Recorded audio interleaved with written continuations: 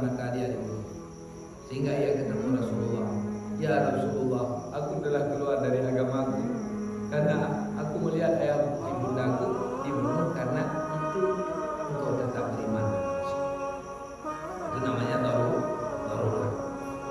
Kemudian halal membohongi istri untuk kenyamanan. Bukan suka bohong, tapi memang perlu. Istri kita kepalanya agak koral tinggi.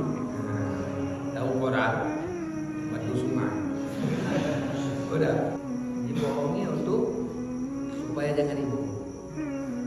Abang nih janji bulan kemarin dia udah baru ini, insyaallah depan kita supaya tenang ya. Udah. Boleh bohongi suami karena dia tinggalkan nafkah bagi istri. Ya Rasulullah, suamiku tidak menanggung nafkahku dan ia sangat pelit.